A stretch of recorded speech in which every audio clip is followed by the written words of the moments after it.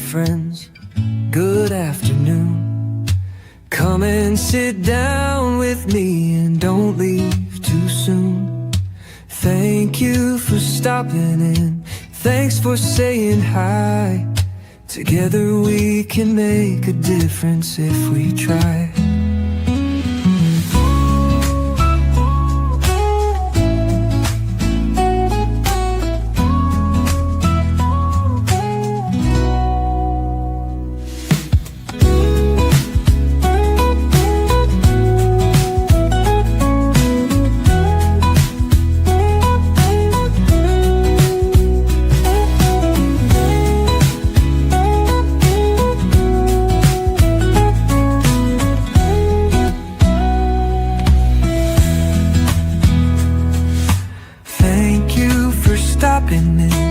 Thanks for saying hi. Together we can make a difference if we try. Hello there, my lovely friends. Good afternoon. Come and sit down with me and don't leave too soon. Thank you for stopping in. Thanks for saying hi. Together we can make a difference if we try.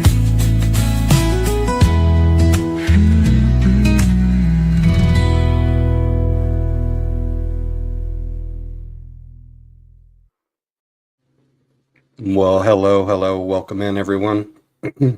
Happy Sunday afternoon. Happy first day of cutting the bottom 12 inches off of our blanket and sewing it onto the top. Daylight savings time, what a concept. What a concept. Oh, thank you everybody for joining. I appreciate everybody for stopping in. Buzz Nation, you guys rock. Thanks Steve at Publicly Buzzed for pointing everybody in this direction. Hi Matilda. Forrest, thanks for coming in to mod. I appreciate that.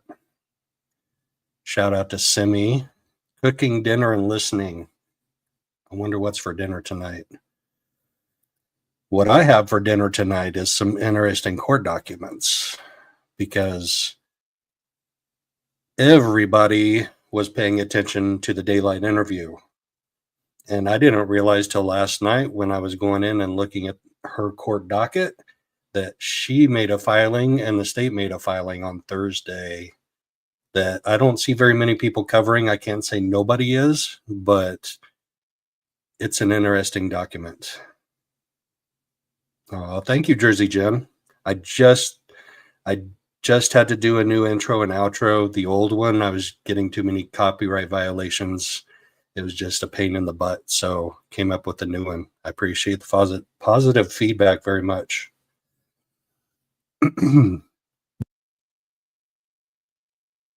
Got a frog in my throat, so I'm going to have to mute out like once every 10 seconds. Sue Joy, welcome in. Welcome in. I am going to try and pay more attention to chat this time around. It's because I've been told, like, you should be highlighting people's comments. Hey, hamburgers are good. Hamburgers are good. Good American food.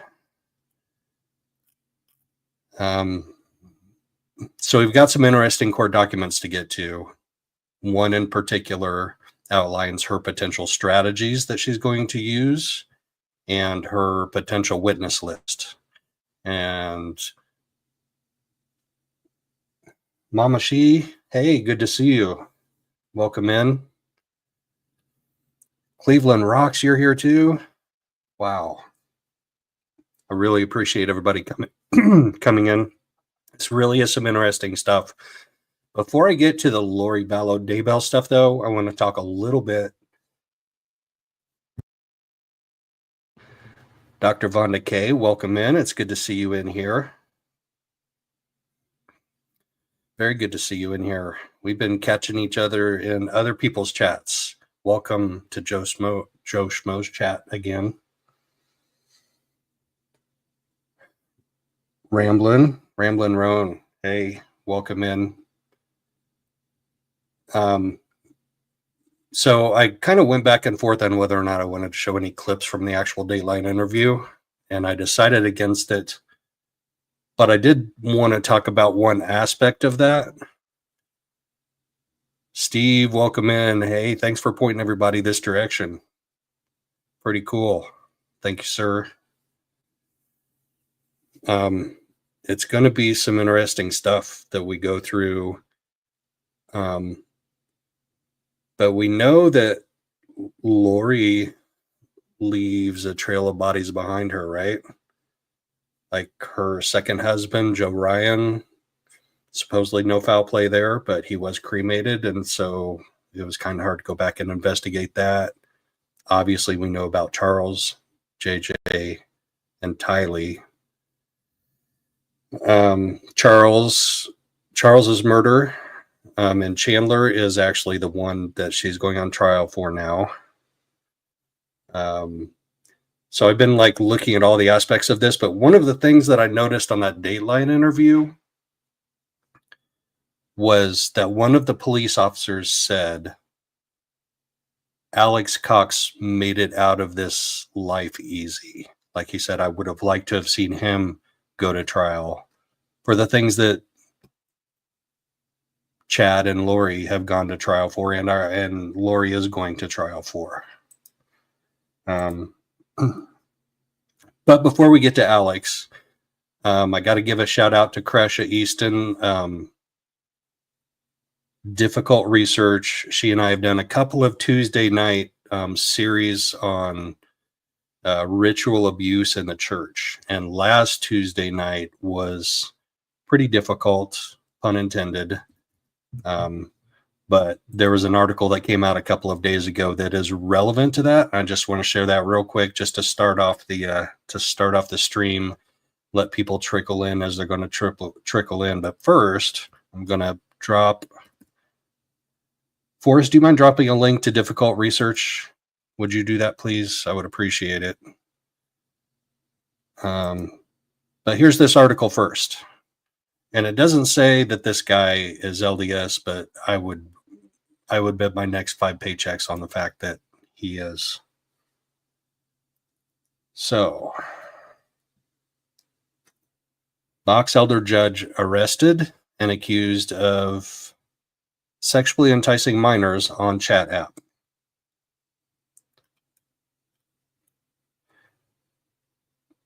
A Box Elder County judge has been arrested and accused of enticing minors through sexual conversations on a chat app.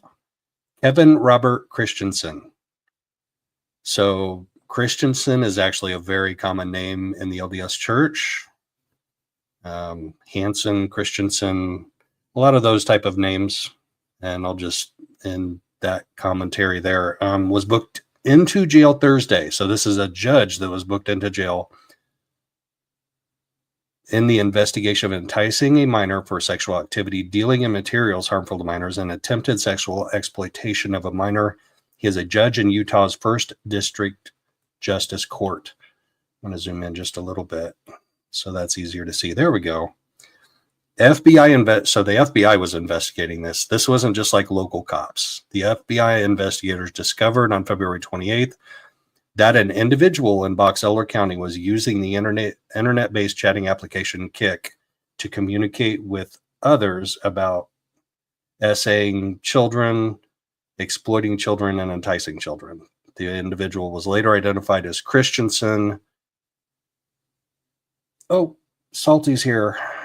Let me bring Salty up as soon as I'm done reading this article. Although maybe, where are you at, Salty? Oh, she's just in chat. I can't bring her up. In a chat on November 2nd, Christensen was talking to a user who said she was 13, and he directs the conversation towards sexual topics and engages in graphic sexual chats with the child. He is also accused of sending a graphic video of a man.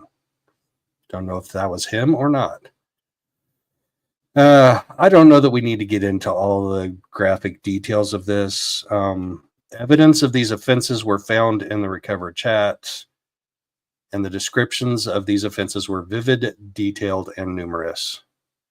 So if you've listened in to the Tuesday night chats that Kresha and I have had, ritualistic abuse in the LDS Church is not an anomaly. They will tell you it is, but it's a problem. And especially like in the Mormon Belt, which is Idaho, Utah, and Arizona.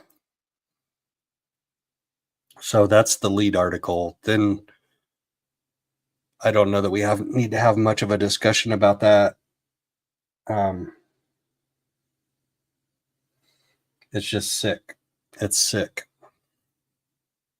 There's a sickness, and they should be intent on rooting the sickness out of their organization, not covering up for it and excusing it. And that Glenn Pace memo that Crash and I started to go over last Tuesday is huge and is indicative of what the real underlying problems are in the church. And I don't know what the solution is, but it's sick. It's a sickness. Yeah, Simply Bell, you're right. They would rather cover it up than to deal with it, which is a problem. So let's go to in one of my morning lives, I don't know if it was last week or the week before, we went over the 911 call when Alex Cox was found by his stepson. And after watching the Dateline interview, I was struck by a couple of things. And I went back and I checked some dates. Because one of the things that the stepson said was my mother's boyfriend. So apparently he didn't know that Zulema and Alex had been married at that point in time when Alex died. So the timeline is important, and if I was more prepared, I would bring you up some type of audiovisual aid to help us picture this. But Chad and Lori were married on November 5th of 2019. November 5th. Alex and Zulema weren't engaged until November 7th of 2019. So if you remember from that Dateline thing, we learned about the wedding rings and going on Amazon and buying the wedding rings. And Keith challenged Lori directly on that. And she's like, oh, do you know? Do you know? Do you know? Oh, and he asked her 3 times. And finally she said, oh, no, we bought those for Alex and Zulema and we just borrowed them. They were married on November 5th. Alex and Zulema weren't even engaged until the 7th. And then on November 24th is when Chad gave him a priesthood blessing. So November 24th, that would have been right before Thanksgiving. They were married on December 1st, so right after Thanksgiving, and he was found dead on December 12th. So boom, boom, boom, boom, boom. But the bottom line for that timeline to me was Lori claiming that they bought those rings and wedding dress for Alex and Zulema. Anyway, I'm going to replay part of this 911 call, probably not all of it, but it just struck me after watching the Dateline interview how odd it is that his stepson, because at this point in time, Zulema and Alex are married. They were married on December 1st, and this is December 12th. The stepson doesn't know. 15 hours, 20 minutes, 19 seconds. 911, where is your emergency? Hi, I need an ambulance to... Redacted. Yes. Why do you need an ambulance? I have a older male, a middle-aged male. He is breathing? Yes, he's breathing, but very, very highly breathing. Okay, let me transfer you the Mesa or the medics. Do not hang up. Okay. Is this due to a Fire and medical, what is the address of your emergency? Go over with it. Caller, are you on the line? Hello, is there Hello? anyone there? Yes, this is. I'm here. Okay, you're for. Yes, that's correct. Okay, what is the emergency? I have a older male here named Alex. He just passed out here on my bathroom. Okay, is he awake Are you right reading? now? I think he's passed out. Okay, you think he's unconscious? Yes. Okay. Is he breathing normally, like you can see his chest rising and falling?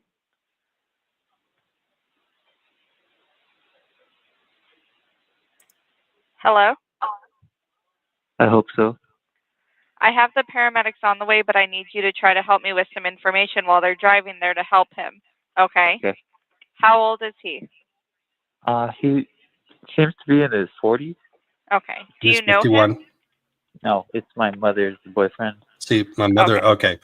That was the part I wanted to get to. He was my mother's boyfriend. 12 days after they were married and 3 to 4 weeks after they were engaged. No more, 4.5 weeks after they were engaged. Just odd. That whole 911 call is just odd to me. So I got curious about his ME report. Let's look at the body cam footage real quick, and then we'll check out the ME report. We are getting some new insight today into the day that Lori Vallow's brother, Alex Cox, died. The Gilbert, Arizona Police Department released new body camera footage from that day. Our Shira Matsuzawa has been looking at that and listening to it. She's here now with what came out of it. Shira? Well, Mark, it's important to note last year, a medical examiner ruled Alex died of natural causes, specifically a blood clot in his lungs and high blood pressure. But investigators believe he is somehow connected to the death of Lori Vallow's children, JJ and Tylee. Nobody, though, has been charged with murder in the children's deaths, but Vallow and her current husband, Chad Daybell, are in jail on charges related to the case. Now, Cox also killed Vallow's fourth husband, Charles Vallow. He claimed it was in self-defense. Police are still investigating his death, and Cox's links to those parts of this complicated case lead us to this newly released video surrounding his death. Take a look. Here, please. Is this all going to be Newly blurred out? released body camera footage from the day Alex Cox died, shedding new light on what happened. That's the voice presumed to be of Alex's wife, Zulema, on December 12th, 2019. The rest of what she says is then drowned out. Gilbert police blurred out this video, and while you can't see much, we are able to hear some of what was said among those who were on scene that day. So we can hear the audio. I don't know. That's what Mike is probably one of our best paramedics. She was blue when I walked in. What's that? She was blue when I walked in, and so I started doing compressions. All right, that's enough.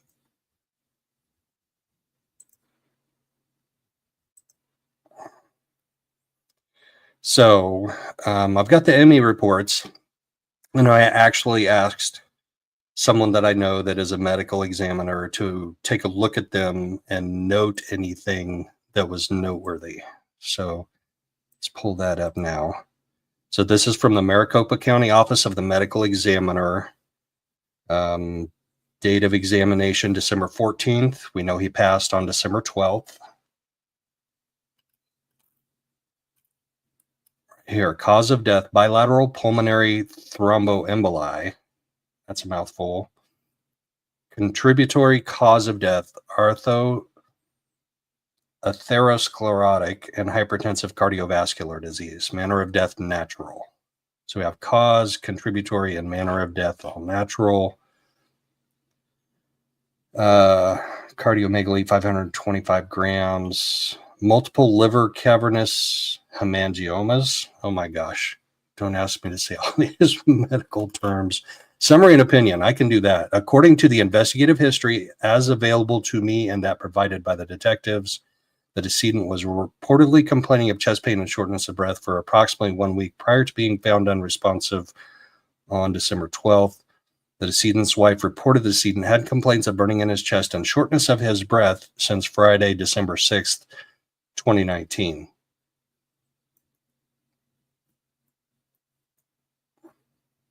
Based on the autopsy findings and investigative history as available to me, it is my opinion that Alexander Lamar Cox, a 51-year-old male, died as a result of bilateral pulmonary thromboemboli with contributory factor of that stuff. The manner of death is natural. This is just the general physical examination. I don't need to get into that. Cardiovascular system, the weight of the heart, the weight of the lungs, muscular, nervous system. Reflected scalp is free of trauma, so he didn't get hit in the head again with a bat, supposedly. Microscopic toxicology specimens. All right, we got the toxicology reports next. So here is the first main toxicology report, and then there is a supplemental toxicology report. Caffeine positive, no levels. Now naloxone. Don't know what naloxone is. Creatine, sodium, potassium, chloride, urea, nitrogen. So all the things that they check for. My question for my friend that checked over this report was, what didn't they check for? And so they looked through this report and the supplemental report with more levels. This looks almost like the same report. I don't know why they called it supplemental. But I'm not an expert. But basically the bottom line from this medical examiner was everything looks really, really normal. Like nothing that jumps out as maybe this could have been a contributing cause of death type of thing. But not only that, if it's a normal report, why does he just keel over as a 51-year-old man? That's my first thought. No idea. It could absolutely be natural causes, but you just got to wonder, right? Don't you got to wonder a little bit? Chloride, glucose, potassium, creatinine. So you can take supplements to supplement the creatinine levels in your blood if you do something like working out, like weightlifters will use creatinine, but it also is a natural substance in your blood. So usually comes from eating red meat is where our largest supply of creatinine usually comes from. That's it though.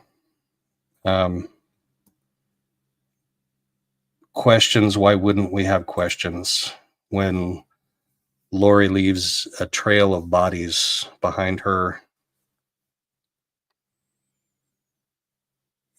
Yeah, that's a good point, Firefly. Maybe he was supposed to be on blood thinners and he wasn't. He did have a history of hypertension, so high blood pressure. So he also maybe should have been on blood pressure medicine. Yeah, there are lots of theories. My gut says, this lady. Oh, Trace in the case in the house. Howdy. Trace on the case. You're in here.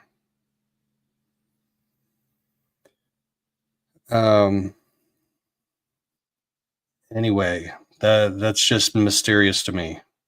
But now we can start getting into the fun documents. And I don't anticipate this taking real long because they're short documents. But once Salty jumps up here with me, she might have some thoughts because I know she feels a certain way about Lori.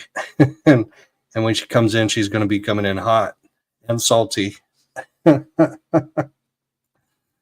I do kind of want to do a video review. Colby Ryan, Lori's son, did a nice video review last night where he stopped and paused and commented and stopped and paused and commented, and he didn't get his stream interrupted. So I may do something like that because I've got Peacock and and I've got that show in my saved list, so I could pull it up and we could do something like that, but I definitely don't want to get copyright struck. But let's start looking at the documents first. I'm going to go back to one that was filed on February 26th first.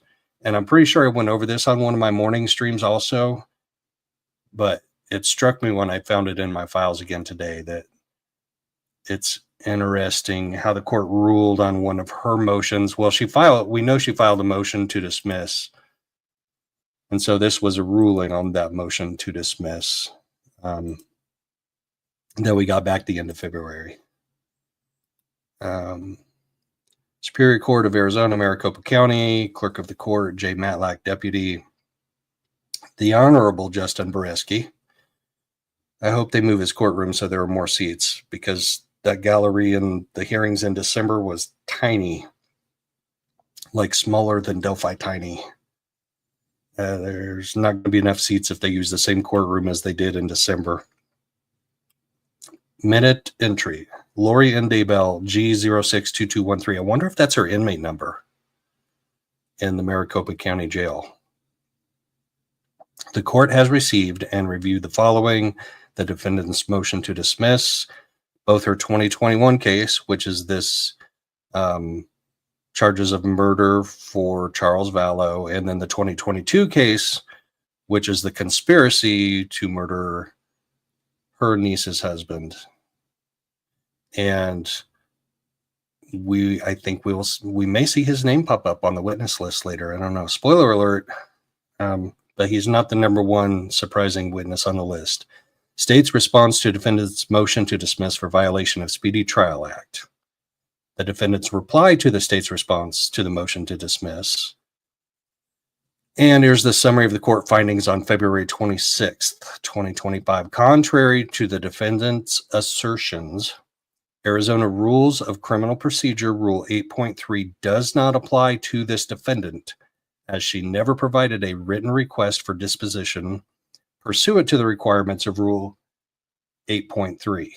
Nothing in the defendant's pleadings changes the court's previous findings regarding the appropriate waiver of time as detailed in its ruling denying dismissal. So it's talking about the denying dismissal filed January 27th. The defendant's motion again disregards the exclusion of time as requested by her prior attorneys as required during the Rule 11 process. It is ordered denying defendant's motion to dismiss the 2021 murder charges, 2022 conspiracy to commit murder charges for violation of Speedy Trial Act filed February 4th, 2025. So she's representing herself and she's making legal mistakes. She was supposed to file something in writing and she didn't, apparently. But she wants to be the smartest person in the room. I'm pretty sure that Keith asked her last night, how does representing yourself, how do you like being your own attorney or something like that, your own counsel? And she was like, it's great. She's like, it is great. I'm like, whoa. That was a little overreaction there. All right, next one. This is the state's motion that they filed on Thursday. So we had a motion filed by the state and we had a motion filed by defense counsel. And we know who counsel for the defense is. So I'll go over the state's first. It's really brief. The state's supplemental notice of disclosure. So this is something they have to file if they bring in new witnesses. The state of Arizona, by and through undersigned counsel, hereby gives notice pursuant to Rules 15.1, 15.6, that the state may present the following additional evidence, or call the following additional witnesses on the case in chief or as rebuttal witnesses. Law enforcement, Jeffrey Moberg, Department of Public Safety, Phoenix, Arizona. So Jeffrey Moberg, I wonder if that's a name that anybody knows, or if he was just one of the investigating officers in the Charles Vallow investigation, death investigation. So it's a supplemental notice of disclosure. So this isn't their only witness. This is just, hey, we found somebody else that we may call to either testify in the case in chief or as a rebuttal witness. Copy emailed to the judge, Lori, and the attorney, Pamela Hicks, attorney for the defendant. So Pamela Hicks is on backup in case Lori needs help. I don't think she will ever use her. That's just my opinion. But thanks everybody for dropping in. Thank you. I'm going to check on chat just for a minute.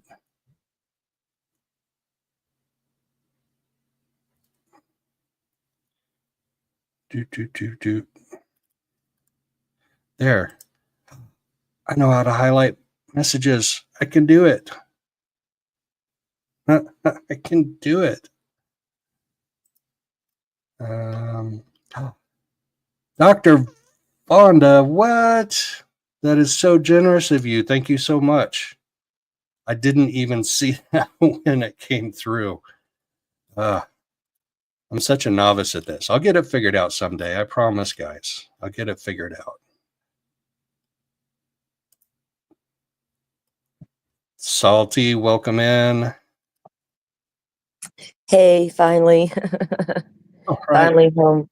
I don't get out much, but I've been out all day, well, most of the day, so I'm finally home now, so yay. Yeah, yay, and we're just getting to the good document, to the fun document. Like, we are right there. Yeah, it was strange me not going live this morning. I'm like, I'm missing, something's missing. Like, I wasn't, like, my routine was off a little, you know. Instead of getting ready to go live, I was getting ready to leave the house. I'm like, this feels weird. So it's good to be here. Good to be home. Yeah, you're going to have to go live like twice on Tuesday to catch up. Right. I'm actually going to be, I'll be live at some point tomorrow because I've got some things to talk about. Yeah. Oh, nice. Good deal. Yeah. Let us know when we get to the end of this. Let us know what you got planned so we can make sure to Oh, God, look out for it. You know, my brain, there's probably about 15 things I could touch on, but I'll pick a couple and we'll stick to them. I'm trying to get some sticking points. Welcome in, everybody. I was in chat on my way home. My son was driving, so I was able to jump in and see you guys all in here. So welcome in, welcome in. I saw some of you last night. I was over in Colby's chat for a little while. Yeah, that was a good chat. That was a good review. Yeah. He's always so raw and so real and so honest. I mean, I love that about him. That's really the only way to be, especially when you're healing. Yep. And it's so obvious he's healing. I mean, he's always going to be healing, but he's come so far already. So. Tracy. What up, Tracy? Look at you getting all kind of support to this evening. Thank you, guys. He deserves it. This is awesome. Thank you so much. I appreciate your generosity. Mm-hmm. And the positive feedback. I love the positive feedback. We may have like almost the most I've ever had in a live at one time, which is 40, which is sad. It's a little, I'm just a little channel, but I mean, this is awesome. I love having you all in here. And Steve from Publicly Buzz directed everybody over here. So I was grateful for that. Yeah. Nice shout out. Thank you for that. Yeah. So you're just getting into the one document we were discussing this morning. This is that document, correct? Yes, ma'am. Yes, ma'am. And it's a short document, but it's just long enough that it may take us an hour to get through it. Oh, Lord. Joe's reading a document. Is that worse than me reading a document? You know how long it can take. I'll be like stopping going, what? So. All right, here we go. Let's close out the state's document. And here we are in this one. So, in the Superior Court of the State of Arizona and for the County of Maricopa, this is for both the 2021 and the 2022 case. So she filed one motion for both cases, which is interesting to me because they're different cases. You know, one is for Charles Vallow's death and the other is for just conspiracy to commit murder. So the facts of the two cases, her intertwining them into one document is interesting. And I don't know what's going through her head, and I don't know if I want to. I don't know. But The judge might go back and say, ma'am, this is an issue, one case at a time. the defendant submits the following supplemental disclosure pursuant to Arizona R Criminal Procedures 15.2. Rules of Criminal Procedures. Why couldn't she spell that out? It's not like she ran out of space on line 16. Anyway, the defense notices the following defenses. So when she's saying the defense notices, she is giving the state notice that she will pursue the following defenses. And it's really bizarre to me that the letter A is plain text, but B through F are bolded for some reason. But that's kind of how she talks. Like if you have seen past videos of her, if you watched her interview with Dateline, that's kind of how she talks. She talks in small case, but then she talks in bold letters when she wants to emphasize something that she wants to emphasize. So the following defense is A, the insufficiency of the state's evidence. So she's going to claim they don't have sufficient evidence, which is a common defense argument, right? Self-defense. She's going to possibly use the self-defense claim in the death of Charles Vallow. For Alex. But Alex isn't on trial. I know. She is. What is... They've charged her with, okay, so they've charged her with the murder, but not the actual murder, right? Alex was that, right. But Alex can't be charged. I don't know if she should be charged with conspiracy alone or why they got it to level to murder, but they have to have some sort of evidence proving that she and Alex were, we know they're out there. Their text communications to one another about Charles being taken care of and things, and Ned being taken care of, all these things would lead to conspiracy for her, to be involved with it. But so is she going to say self-defense is the reason he was murdered? Period. You know what I mean? Yeah, that is an interesting, complicated defense for sure. Yeah. That is, and she's not an attorney. She is not, and she's already made some mistakes. Defense of others. So we either go down the road, the path you just went down there. Alex actually is the one that pulled the trigger, and he was defending her and Tylee. Or was she acting in defense of others? Was she unaliving her husband in defense of others? I still don't follow the murder charges against her in this. If she didn't pull the trigger, I don't know what the state's argument is going to be. There's got to be some kind of a murder law that encapsulates her in it if she was involved. So the case docket that you dropped in the link for me, I pinned it. Her probable cause should be in there for this arrest. Well, there was a grand jury indictment, and supposedly the court ordered the grand jury indictment to be unsealed, but I have not been able to find it. And that's interesting to me. Because it doesn't that take the place of a probable cause affidavit, a grand jury indictment? I think so. No. No. You have to have a PCA for the arrest, right? That's your affidavit for arrest. Brian Kohberger had a PCA. Brian Kohberger was scheduled for a preliminary hearing. That got taken off the table because they impaneled that grand jury instead, and nobody knew it. And then he was indicted by a grand jury before he went to preliminary. Now, I don't know how Arizona does, if they have a fishy way of doing it, everybody, because each state's different. But there should always be a PCA. That's your probable cause affidavit for arrest. That's where you show your evidence that you have probable cause to arrest this person. Remember the PCA in Delphi? Everybody's got a PCA. So let's look for it. Yeah.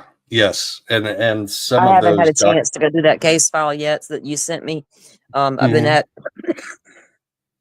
Excuse me. I'm on a busy day, so I do intend to go diving through it though. Good deal. Third party at fault. So that's Alex. So she's going to say Alex was acting in self-defense, but he killed him and I didn't. Is that what that means? Third party at fault. I didn't pull the trigger. Somebody else did. Mere presence. Wow. I need an attorney to explain that one to me. And procedural. Okay. So she's going to argue that there were some procedures, maybe her constitutional Mere rights were presence is, violated. she was just there, you know. Her mere presence doesn't make her guilty. Right. In Lori's eyes. Now y'all have to remember this is in Lori's eyes, not ours. Right. Oh shoot, I need my banner up. Doggone it. I always forget something. Yeah, and if you watched, and Joe, I don't even know if you were in the show, because I know you had to leave early the other day for some phone calls for work. But one of the last docs I was reading was about Ann Taylor in Idaho trying to get the DP off the table, right? And she was citing the different things, and guess whose case she cited? One of the ones she cited, Lori Vallow. Idaho versus Lori Vallow, and how the DP was taken off the table because of the prosecution's failure to turn over disclosure in time. And I kept telling everybody, quit worrying about that in Idaho because they damn well will get in trouble in Idaho for it. They did in Lori Vallow's case. And I'll be damned if Ann Taylor didn't cite that case. Wow. Yeah. The death penalty, according to Dr. Google, the death penalty is legal in Arizona, but the state has paused executions to review procedures. Do you know that, what was it, South Carolina or North Carolina one just had a couple days ago, I saved the news clip, I haven't played it yet, had their first death penalty case by firing squad the other day. And while yes, and while one of the witnesses from the media was describing what he saw, it became a little much for the jerk doing the interview from the local news, and he went to cut it off. I was like, oh, dude, I was actually listening to that.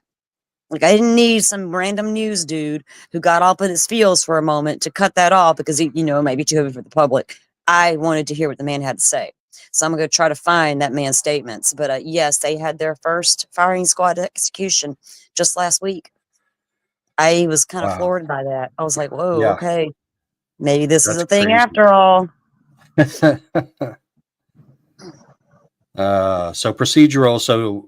But I think if you look at those all together, it seems to me like some of them are contradictory.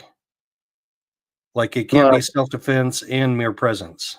Well, she's contradictory. You know that. It was, okay, chat saying South Carolina. Yeah, I've got the news clip on it that I do plan to share. Yeah, she's so contradictory herself. Were you there, Joe?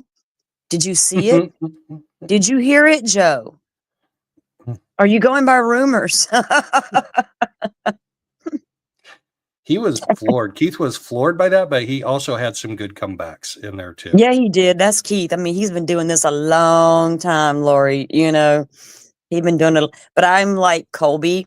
I felt like it should have been a more lengthy sit-down interview. But at the same time, you kind of understand why it probably wasn't. Because she probably did that song and dance, and they had to cut it and clip it so much that this is what we ended up with, Absolutely. Yeah. They probably had only 15 minutes of actual usable footage. Well, I got every bit of it word for word between the two of them wrote down. Well, she obviously wanted to control the narrative. And whenever he asked her a difficult question, she's like, well, I thought we were going to be friends. Yeah, she wanted to get Lori's narrative out there. That was the whole point of the whole interview, not to come question me about, was I there when my children were killed? Did I this? Did I that? No, what she wanted to do was to come out and tell you her story, that Jesus, and to make us all believe in her Jesus. She didn't do anything wrong. And did you catch what Colby said at the end of his about that? Mm-hmm. Yep. Yep. Hey, Forrest, can you find Colby Ryan's channel and drop it in there? Yeah, you guys go listen to his take on this from last night's live. We're referring to his review of the interview that Lori did on Dateline on Friday night. So can't share it directly on YouTube. You get into troubles, but Colby did a pretty good job last night of recapping it and playing little clips of it for everybody. And I would I highly suggest going over there and taking a listen to last night's stream and if nothing else to support him, but he does a good job on it. And you can see, and he even talks about how he was able to sit through that differently this time than he had in the past, which showed right there how much he's healing. So kudos to him. Yes. Yeah. You can, and people have told me some things about his past, and you can tell that his personal growth is just amazing to get to the point where he's at today, and to be able to handle that interview in a mostly healthy way. He had to take a couple of breaks in there, but we all do, and we're not anywhere near as close to this case as he is. Exactly. She's not our mother. Yeah. Right. He has to live with the fact that that's his mother and she did these things, and he's had to really overcome her manipulative control over him. Do you know what I mean? And a lot of people run into that with their mothers in a lot of different ways. I never had that problem, but I know friends who had those issues and things like that with that overbearing, controlling type mother. But she was next level with him. And that level of manipulation, that she continued to try to use against him, even as he was getting older and understanding things a whole lot different.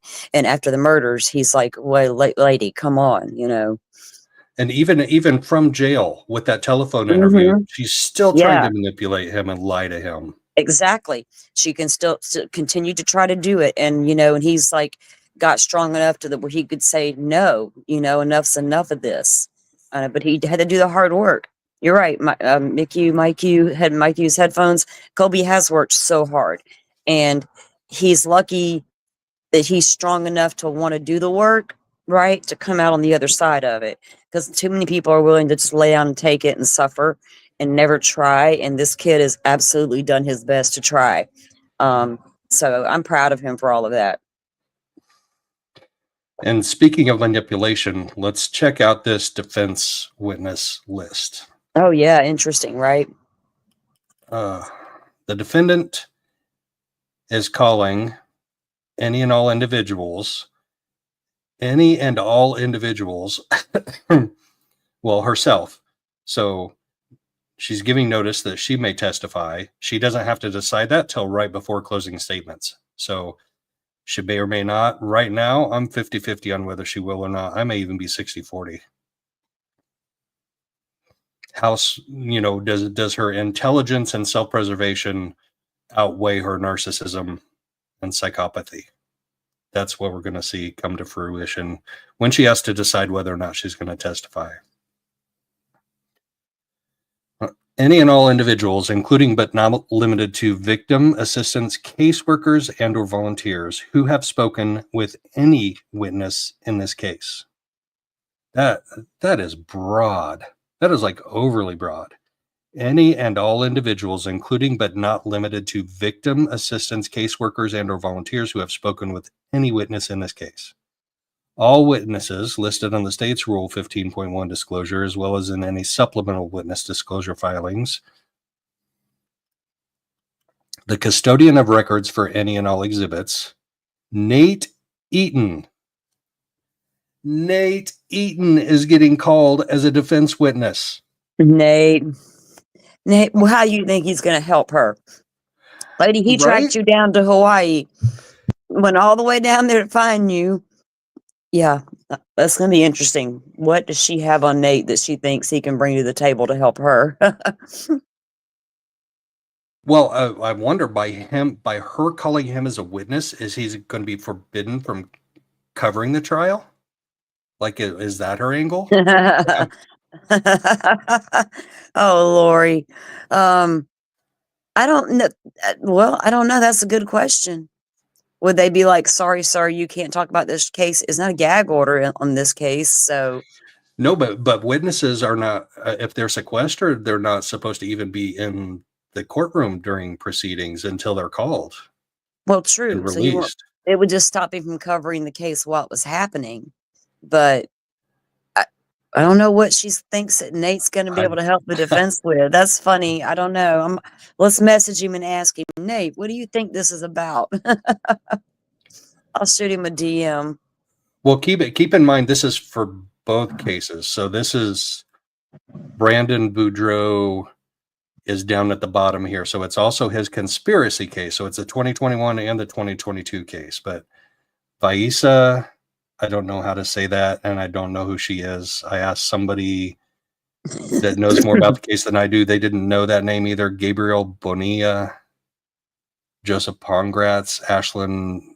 Pokemon says, is she going to add Keith on there now? Right. No, she's gonna add all of the court TV reporters. She's going to put Joe Schmoe on there too. You just watch. She's going to end up on the next one. She's coming for Joe. It's like, that dude's going to come back to my next hearing, and I freaking know it. You just wait. I'm going to get his name. Joe Schmoe. If I run into Nate at the hearing, I'm going to be like, dude, are you allowed in there? Dude, I saw you in that court filing. Lord. This woman. I'm going to have to do some research on those other names above all of the Coxes. Yeah, I was looking at those earlier this morning when I glanced through that. I was like, I got to look at some names now. Like, I don't got enough damn research to do out of another case of files. But that's okay. My mind's always looking for something to do. And then Summer Shisley, I've heard that name. That's her, that is her niece. Okay. Or what's it? Hang on. Somebody help me out in chat. Niece or cousin? Melanie was the niece. Summer is her cousin, if I'm not mistaken. Her sister. Okay, that's her sister. That's right. That's right. Melanie's the cousin. Or Melanie was the niece. I'm sorry. And that's right. Lori's sister. That's right. Summer. Thank you. I couldn't remember. Oh, my goodness. The defense notices the following documents, photographs, and other tangible objects that the defense intends to use at trial.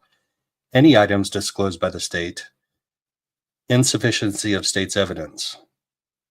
So are there documents, photographs, and tangible objects that prove the insufficiency of the state's evidence? That's an interesting argument to me. Disclosure remains ongoing, Ms. Daybell.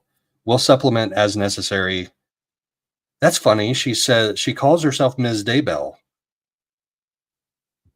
When Keith asked her last night something about Chad, she goes, "Oh, you mean my husband? You mean my husband that I've been married to for 5 years?" Yeah. Remember when she said that? But she calls herself Ms. Daybell in this. Well, Miss Lori. She called herself Miss Goddess Daybell. I'm surprised she didn't put that on there. Jesus' favorite. She should have signed it like that. And she doesn't mind that if we don't call her Lori Vallow Daybell. Remember? She's like, that's my name. But she doesn't mind if we don't call her that. I know Joe likes us to refer to her as Lori Daybell. Because that's her name, damn it. Yeah, she doesn't deserve the name Vallow. She doesn't deserve the name anything. Not even Ned. Shit. That is their whole problem. When they began opening those portals, they didn't open a circle of safety, and they didn't do it right, and they invited in all those demons. And the demons took over Chad and Lori. That's how that worked. Ned was really in them, in my opinion. Well, you and Kresha are not far off from each other. Yeah. I kind of, and we haven't even had a real conversation about that yet. And I really didn't get to dive into her content about that from that show the other night yet. But I can tell. So I kind of think I need to have a conversation with her. Yeah, everybody does in this case. Yeah. That RSA, the ritualistic abuse in the church, is something you missed. That very first case that I opened up with. There's a judge in Utah that was just arrested for oh yeah, I saw him. CSAM. Yeah. Yeah, and I do have something saved from Crush's channel that she did the other day that I have saved to review too as well. So I do have some follow-ups I want to do on that. All right. We still got a couple of minutes before Miss Shorty's thing starts up. So I'm going to finish going down the trail with Alex Cox because I put in my notes. So I followed the timeline. So Alex and Zulema met sometime in September, I think. I mean, they had only known each other for a matter of weeks. They were engaged. So Chad and Lori were married on November 5th with supposedly Alex and Zulema's rings and her dress. Alex and Zulema were engaged. Oh, of course. Oh, yeah. And I think Kay was in that chat too, and she mentioned that she saw the actual Amazon purchase history. Yeah, she did. You see it in court, and they're special rings. It was a malachite as a crystal. Malachite, yeah. Yeah, and it's a certain crystal, and it has certain properties, and Lori chose it for very specific reasons. But then you want to go and custom order those rings and then turn around and say, oh, those were for Alex and Zulema. No, they weren't. They were yours all along, your very favorite custom crystal rings. Mm-hmm. All right, so continue on. Okay, so where I was going with that is, so they were engaged on November 7th, Alex and Zulema. Chad and Lori had some kind of texts, and I wish I had like 15 more minutes before this to prep to show the text between Chad and Lori about Alex, because she said that he's in danger or something, and Chad said, okay, we'll protect him. And this is all in that time period, late November of 2019. He gave him a priesthood blessing that was played in Lori's trial, and I'm going to play it here now too. But supposedly Alex died of natural causes, but did he die of supernatural causes? Like, because he's the one guy that if Ellie were to get to him and he were to cave and he doesn't look like the sharpest knife in the drawer, they would go down because he knows everything. He's the one guy that knows everything. On Alex Cox, the brother of Lori Vallow Daybell. He died mysteriously in Gilbert in December of 2019. Gilbert police now finishing their investigation into his death, and they support the medical examiner's findings that he died of natural causes. Court records show that Cox's cell phone records were used to pinpoint the location where the bodies of Lori's kids, JJ and Tylee's bodies, were found. A new police report also gave information on Cox's widow, who he married just 2 weeks before his death. He says that she also followed Chad Daybell's doomsday teachings and was offered immunity in the case against Lori and Chad. 911, where is your emergency? I have a... Turning to slide 90. Why did you include this text communication between Lori Vallow and Chad Daybell?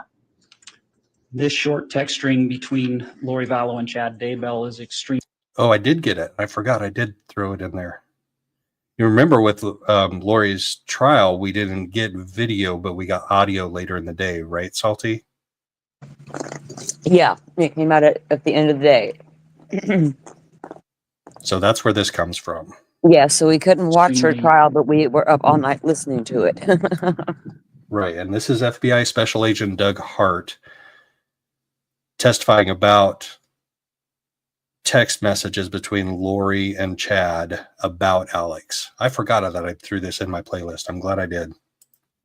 Important in that Lori Vallow expresses a concern to Chad Daybell regarding Alex Cox. Can you please read into the record slide 90? Line 482 from Lori Vallow to Chad Daybell. I had a bad dream about Al. Make sure he is still him and protect him. Line 481 from Lori Vallow to Chad Daybell. He would be the one they use to get to us both. All this alone time is not good for him. Whoa, did you hear that? He would be the one guy that they could use to get to us both. So this is probably days before Chad gives him a quote unquote priesthood blessing. So what priesthood is that? That this evil killer of children holds. We're going to listen to that one more time. I'm going to back up just a little more because this is big to me. Like my suspicions about Joe Ryan and my suspicions about Alex Cox, like I can't let go of them. They won't stop nagging at me, even though the officials have declared them to be natural causes. Line 481 from Lori Vallow to Chad Daybell. He would be the one they use to get to us both. All this alone time is not good for him. Wow. Line 479 from Chad Daybell to Lori Vallow. I will try to reach out to him later today. Line 471 from Chad Daybell to Lori Vallow. I just cleared all of Al's weapons, curses, and cords and filled him with malachite healing balm. I also put angels around him. Oh, crap. Sorry, guys. I went back too far. Hold on. Make sure he is still him and protect him. Make sure he is still him and protect him. And malachite was mentioned in there too. And if you remember right, the wedding bands were malachite. So that's significant to whatever it is that they're practicing. Well, there's crystal healing, which is legit work. And then I'm telling you, these people were incorporating something into their little belief system, much like those Odinists were doing. Taking stuff that, because there's nothing wrong with crystal healing. I'm a certified crystal healer. I know all about this crystal they're working with and what it can do. And it's a healing thing. But it sounds to me like they were really incorporating things and taking it to the dark side, because you can literally choose to walk in the light or walk in the dark with your powers. And I'll leave it at that. That's why I don't choose have the a light. Yeah. That's why I don't have a problem playing this priesthood blessing that Chad gives to Alex, because in the Mormon church, that's a pretty sacred thing. I mean, it is. Like, I have, like I've said many, many times before, I have lots of friends and family that are LDS, and they're good people. They don't go around unaliving their spouses and children. And they believe very devoutly in their religion and practice it. And some of them practice it more devoutly than others, but that's all religions, right? But I don't have a problem playing this Melchizedek priesthood blessing, because it's not walking in the light. They were not walking in the light. No. And I mean, I've got crystals all around me. Y'all would be a little bit shocked if y'all saw my crystal collection. I had to slow my roll at some point. Full moons can be a lot of work for a person who works with crystals. But yeah, I mean, they definitely did not walk in the light, right? They didn't. And I don't like darkness. Demons don't like me because I can dance in their damn flames. They just literally don't like me, because I'm like, come at me, you better come hard, because I'm coming back harder.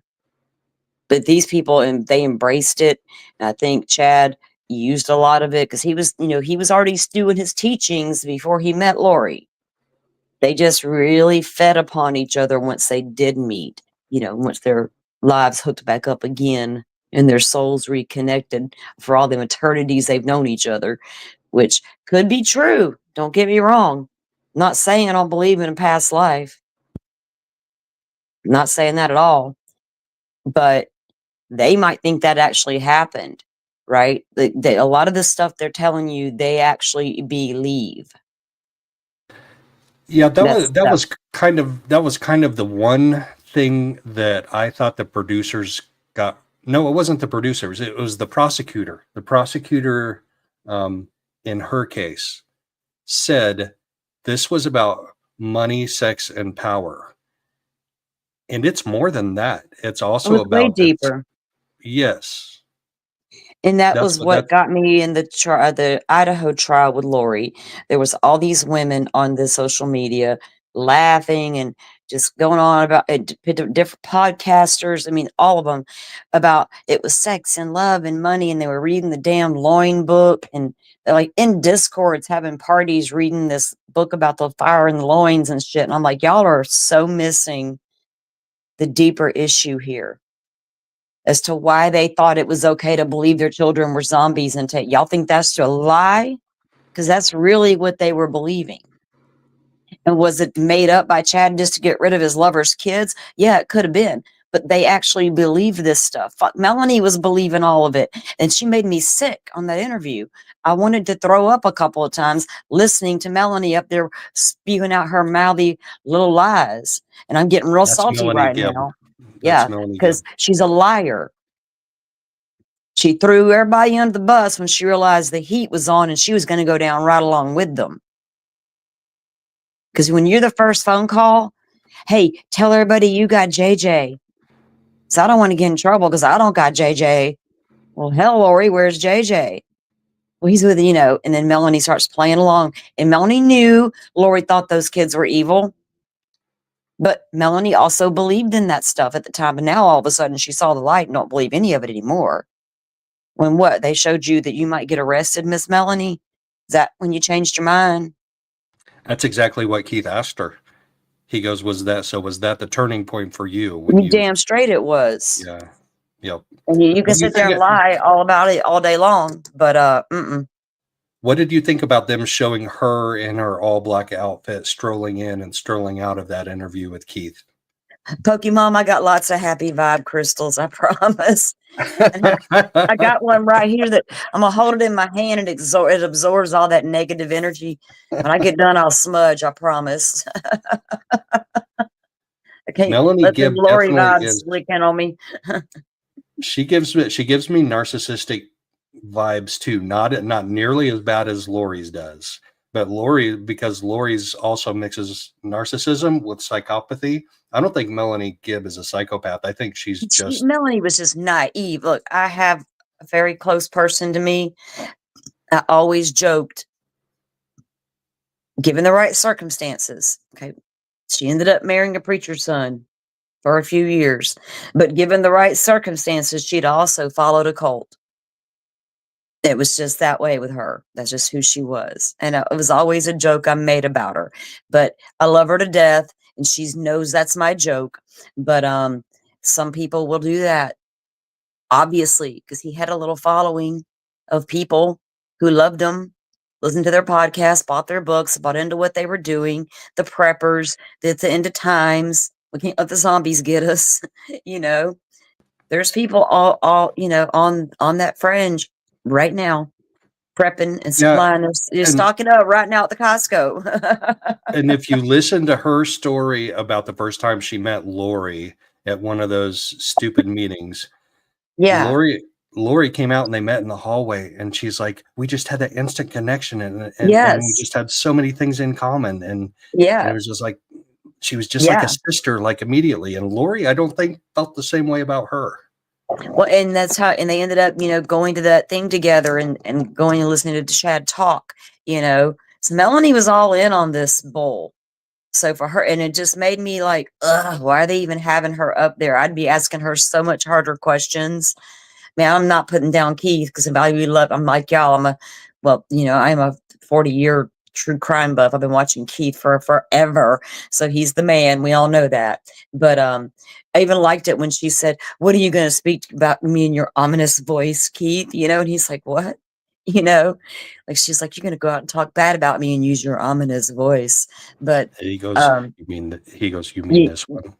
yeah. I was about like, dude, I don't know. How old is that dude? I mean, I don't think he'll ever quit, So I hope he don't, but he's still rocking it too. He's still like, yeah, if he he could is. face to face with Lori Vallow Daybell, and He said he needed a nap after that one. He did. I watched a couple of Nate did I watched a couple of specials that he did leading up to the show, and he did one on Thursday, I think it was, with Nate Eaton. They got into it, pretty good discussion, and I think that might have been the one where I heard him say that he needed a nap afterwards. I kind of did too. Right? Yes, she's an energy drainer. She's a vampire. Yes, she is. An Yes. energy vampire. She will. You Yep. can just feel her just sucking that energy right out. So I'm like, I used to hate it. Now that they changed the Koberger's docket website, I'm so grateful because I don't have to accidentally run into Lori's docket anymore. I always felt icky going by there. I'm like, no. So they changed it for me though, and that's over with. So I'm like, no more of them bad vibes. No more. But that was a really strange interview, though. I mean, wow, it was a lot. It was, but on the other hand, I was not surprised by any of it. Any of it was not surprised at all. That's her. Yeah. No, because it is Lori, and we haven't been able to see Lori speak for so long, right? Well, it's a preview. It's a preview into what the trial is going to be like, and honestly, I'm a little bit frightened. Well, during her pre-trials in Idaho, there were times that Lori just seemed like she was out of it, sitting there at the table, right, at the defense table. And then, of course, we didn't get to see trial. We only got the audio. Then I think that we did actually see sentencing. And when she got up and spoke at the end about how nobody was murdered. Other than that, we haven't gotten to see and hear a lot of Lori because she's not been doing interviews. You know, her past attorneys were always going to not recommend that at all. You know, and like Keith said, now that she's her own attorney, she can do what the hell she wants. And I think he's right. She's been wanting to come tell Lori's story for a long time because she wants us all to buy into it. Her Jesus has done told her, you know, her and Chad are going to be exonerated. She has been to heaven and she saw it. She sees it in the future from now. So that's her already knowing that they will be exonerated because they didn't do anything wrong. And her Jesus needs us to understand that. I need to figure out how to do a poll in StreamYard because I want an over-under on the number of objections that the state is going to open up a window with your YouTube on it, and you should be able to open up one in there. I'm learning that. I see. That's how I learned how to give my memberships. Was I had to open a separate whole window. I'm like, how? Because I was like, I can't figure this out. I was getting so frustrated. Engage with your audience. Start a poll. Look at that. I get to engage with my audience. Yes, sir. Do it. We like engagement.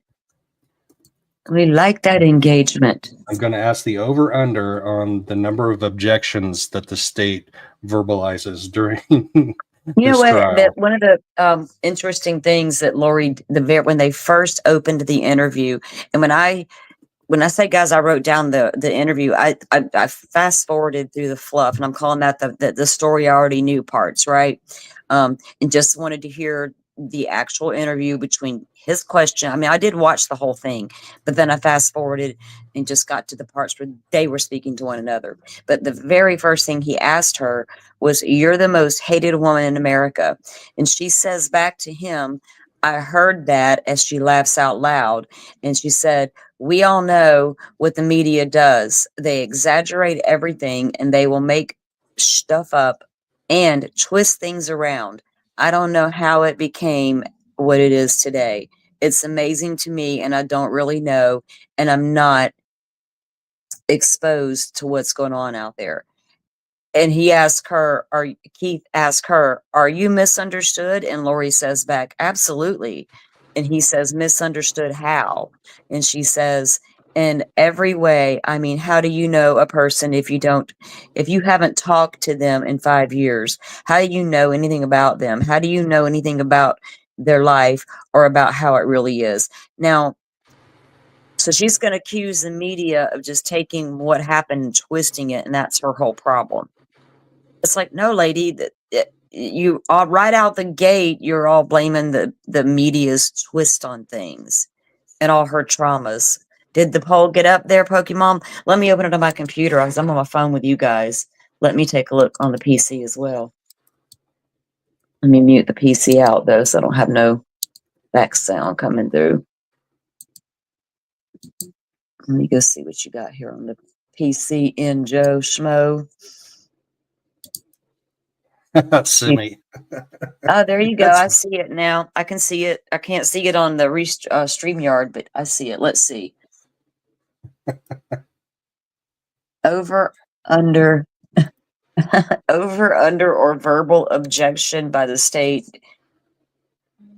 Yes. A gazillion. Jeez, I think it's going to win. Right, guys? Right. Objections by who? Her or the state? Damn, she's going to object every 5 minutes.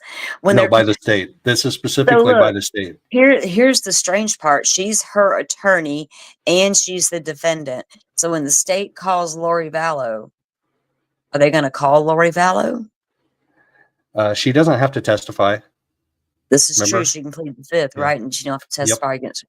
But that would be odd. Like, okay, here I come. And then, you know, then cross-examine her own self. Now, yeah. Damn it. I want some theatrics.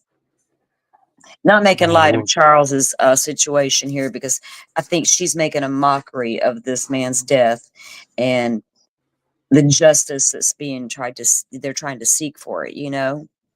I still have that nagging thing in the back of my mind that says, how can they charge her with murder if she didn't pull the trigger? That's what I'm wondering too, Joe. Not trying to take away from what she was involved with, but that it's, you got to look. We got to dive into that in Arizona, man. Is that what? Not a conspiracy charge? Because in Florida, I don't think they could have charged her directly with murder. It would have been a conspiracy to murder. Right. I mean, she called Tammy's come over. She called her brother to come over the day before. He had a gun in his bedroom with him. So, I mean, you can connect the dots A to B to C. Is that beyond the proof of a reasonable doubt? We don't know. We'll find out. But she didn't pull the trigger. There are people that believe she did. I don't believe she did. I don't think she. Yeah, but they got to have direct evidence, and I haven't seen them say that yet. No, I haven't either. And we haven't seen the PCA. I mean, I don't doubt that. I mean, I'm not doubting that theory. You know what I mean? I don't doubt that theory, but they have Alex confessing to it. I know he's no longer with us, but his official statements to the police before he was passed away, that he did it. He said, I shot my sister's husband or my brother-in-law or whatever he said. Yeah, in self-defense. Yeah, he said it on the phone on the 911 call. He said it when the police arrived there. We watched the body cam. He said it in the interview room. We watched that footage too, with a little trickle of blood down the back of his head from supposedly a former minor league baseball player swinging a bat, left a little trickle of blood on the back of his head. We've seen all that. All right, I'm going to keep playing these text messages between Chad and Lori about Alex. Speaking of Alex. I had a bad dream about Al. Make sure he is still him and protect him. Line 481 from Lori Vallow to Chad Daybell. He would be the one they use to get to us both. All this alone time is not good for him. Line 479 from Chad Daybell to Lori Vallow. I will try to reach out to him later today.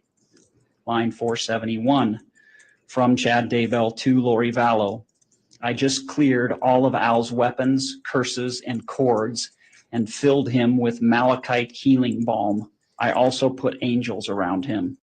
Chad Daybell, it is. So, Joe, I've got an article pulled up and it says that she's facing 2 counts of conspiracy to commit first-degree murder in Arizona. One on Brandon and one on her, on Charles. Okay. That would make more sense to me. But I could have sworn that and I don't have it with me right now, that I thought that it was I'm gonna go look at that link Murder of that Charles. that I had. That Yeah. link you sent. See if I can see a probable cause in there. Okay, Let's go do that. Let's go do some research. Let's end this live stream right here now. Who are go y'all pick going up to watch? I saw y'all got some chatter going Miss on. Y'all going Miss to watch Shorty. some? Miss I don't Shorty. know that I'm familiar. Sorry. She's awesome. She is a Like strong the name person. is and really familiar. Maybe I've seen her, but I'm not too familiar. So I have to go over there with you guys and check that out. yeah, I'm going to post a link right here so everybody can run over there. Let me get in there and let me grab it. Let me go grab it. I got it. I got it. There you go. Everybody go over to Miss Shorty. Watch her. Tell her you're coming in from Joe Schmoe's channel. And give her a like and a sub also on that. Joe, do you have plans to go live in the morning? I do not right now at this time. Do you want to go live tomorrow? The way he said that, I do not at this time. It was like almost robotic. I'm so sorry. It was so funny. It was like dispatcher. It was like Joe's dispatcher voice back to Salty. I will go live, and I do plan to go live tomorrow because I didn't go live today. But I didn't know if you wanted to go have a morning show or not. I didn't know what you were doing there. Nope, you got it. It's all you. Uh-oh, it's all me. Yeah, I'm gonna put some things together for in the morning for sure. All right, hold on. I got to drop your link in here too. I can't go without that. Okay, so oh, Forrest beat me to it. Dang it. Let me turn the. Oh, thank you, Forrest. Forrest rocks. Pokemon rocks. You all rock. Thank you, everybody, for being in justice. here. Thank you for the super chats or super stickers or whatever I got. I don't know what to call them. This newfangled YouTube StreamYard machine has got me all confused. Thank you for his stuff. Let's see. Gosh, we had a nice active chat tonight, like a really active chat, which means I have a hard time finding those super chats. They're up in there somewhere. Yeah, I got to actually put now I got some work to do for my show tomorrow. I got to put some stuff on a map and make it make Mama sense. She, thank you. Tracy, thank you. And Dr. Vonda, I think, was up there. Yes, Dr. Vonda K, thank you so much. I appreciate Salty, I appreciate you coming on too, hanging out with me to discuss this madness. And You're welcome. I went and had like a nice lunch with all of my kiddos at the same time and grandchildren, the two grandchildren. And my daughter's birthday was yesterday, so we celebrated today with a nice lunch. And yeah, then I had to go grocery shopping, which is not my favorite. I hate grocery shopping, especially on a Sunday, but I had to. It was like I'm already in town. I might as well get it done. Yeah, so now I'm good to go for several days, all week actually. So I'm good. Good to go. Thank you, Mama She. Thank you, Tracy. Thank you, Forrest. Thank you, Firefly. Thanks, everybody. Yeah. We'll catch you later. Enjoy the rest of your evening. We are in the Have a evening good now. one, guys.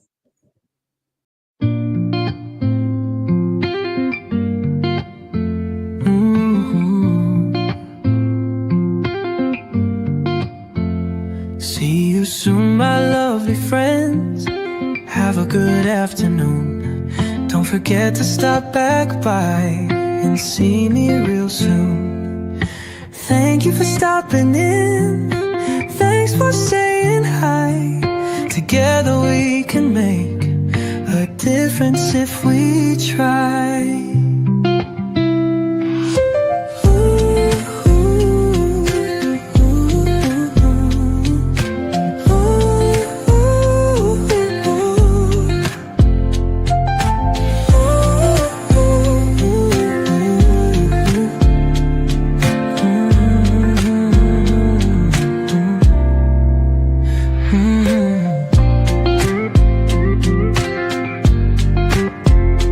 Thank you for stopping in. Thanks for saying hi. Together we can make a difference if we try.